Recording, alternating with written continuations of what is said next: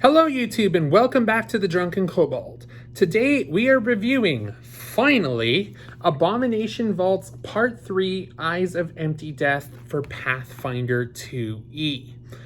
Before we begin, I just want to state about the second review for Part 2. I do apologize for not including a trigger warning.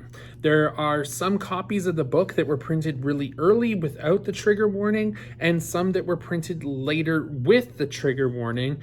And even after reading the content, it didn't dawn on me to say trigger warning for the second book because there wasn't one there. That was a huge oversight on my part, and I do sincerely apologize for that. Eyes of Empty Death does not have a content warning in the beginning of the book. I do not know if it is intended to, but I am going to just put it out right now. Content warning. Eyes of Empty Death is designed to take players from levels 8 to level 11 as they explore the last 3 levels of the Abomination Vaults: the farm grounds, the hunting grounds, and the final temple.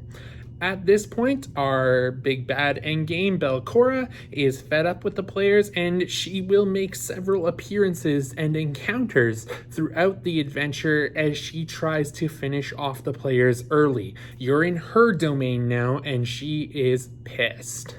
So there is a chance that your players may not make it to the end of the book. If they kill her early, keep playing. There is more content to come. So I have to say I really enjoyed this adventure, but it does feel a little short reading it. It may feel like it is longer when you play it. I do not know for certain. I haven't got to play this with my players yet. We will be running Abomination Vaults once we finish Malevolence, which I have a review for coming soon as well. I have to say, though, that beyond the adventure of this book, the lore of this book and some of the details that the authors have put into this is fantastic. So on page 60, you have the information for the Nimbeloth, and on 66, you have lore for the ghosts of the inner seas. One thing I want to read here is on page 62. Let me just flip to that. There is the Nimbeloth's inspiration. One thing I love about books is when authors include what inspired them to create. So there isn't speculation about where did this inspiration come from. You know where it came from because it came from the writer, him or herself. So I'm just going to read this for you here.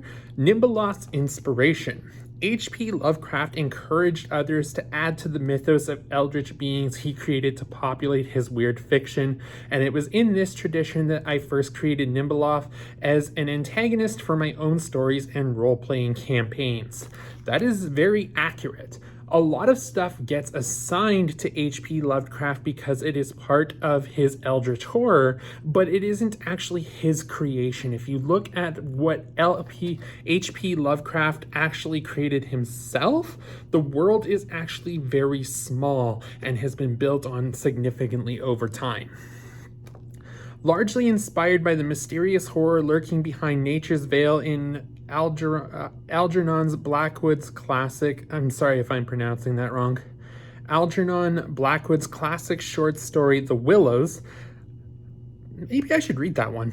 And with some valuable advice on outer god naming conventions from the fine folks at Chaosium. Chaosium does some really, really cool content, and I highly recommend checking them out. Nimbeloth has become one of my proudest additions to the ever-expanding Lovecraft mythos, and that is a note from James Jacobs. So that is actually really, really decent. I love the artwork in this. Like, we're gonna go to the drow in the back of the book here on pages 82 and 83, and I just want you to see like those artworks. Like, those are great. Those are really nicely detailed artworks, and I have to say that Paizo is never lacking in their art department. Like, fantastic job, Paizo. In the Adventurer's Toolbox, there are, I believe, 7 new spells, mostly focused around necromancy that your NPCs and your players can use, as well as several new items. I have to say that some of the creatures in here, like some of these are just, like these are terrifying. Like who thought that a puffball would be terrifying once you added tentacles to it? Like this is like, outside of the adventure itself, the content of this book is great, and I really can't wait to use a lot of this content in my own homebrew adventures. And I'd actually like to see a lot of these converted to 5th edition Dungeons and Dragons, so that way this adventure could be run in 5e if you are a dungeon master for that system, as opposed to Pathfinder 2e, similar to what they are doing with the Kingmaker content. Overall, I do feel that this is a worthy conclusion to the Abomination Vaults.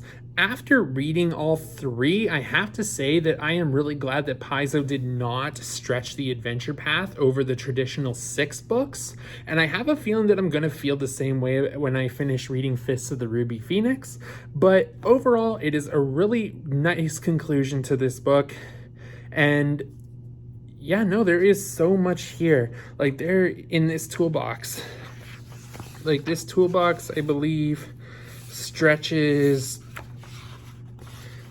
20 pages this toolbox stretches of extra content that you can add to your game. So this is absolutely fantastic.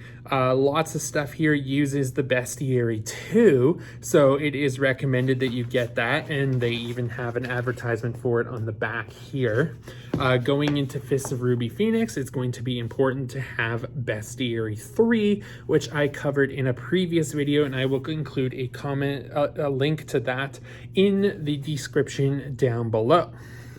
Overall, very good job, Paizo, with your first 3-book adventure path. It felt like it was well concluded and well written, even if the last part does feel, like I said, a little bit short.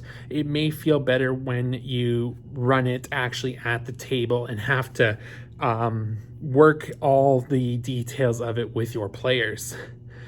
Since Abomination Vaults is coming to an end, I'm sure most of you have had a chance to play it and look it over yourself. What are your thoughts on it? What are your players' thoughts on it? Let me know in the comments down below. If you feel I deserved it, please leave a like and consider subscribing. And in the meantime, cheers, and may the rolls be with you.